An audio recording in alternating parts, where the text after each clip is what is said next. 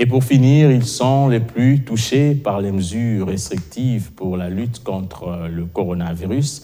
Les vendeurs des grillades constatent un manque à gagner dans les activités depuis la fermeture des bars, terrasses et discothèques. Ajoute à cela l'instauration du couvre-feu.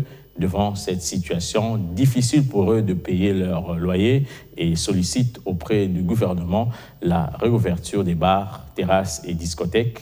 C'est un reportage de Mati Moulobo, Alfred Nsibou et Pélagie Bakaji.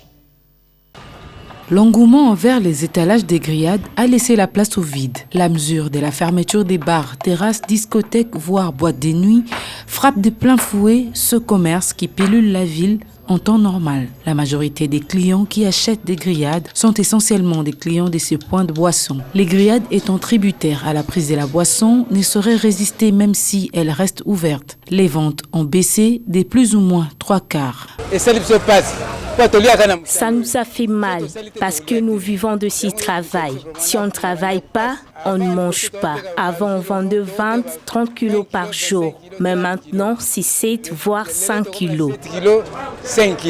Loin du divertissement, ces grillades sont d'abord un business.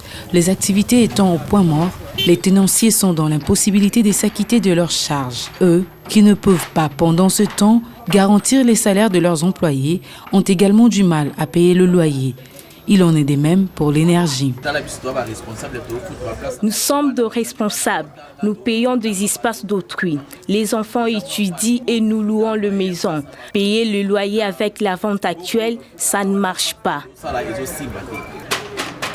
Les restrictions pèsent lourd sur ces genres d'activités dans une ville où la plupart des citoyens évoluent dans l'informel.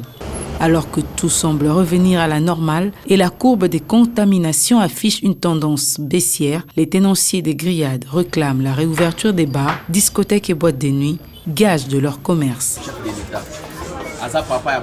Nous demandons au chef de l'État, il est père et quinois comme nous.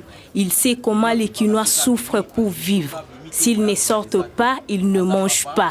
Qu'il ait pitié parce que la vie a changé depuis la prise de cette décision. Des nouvelles voix ajoutées à celles portées par les tenanciers des bars, terrasses et DJ sont celles de l'association des consommateurs lésés.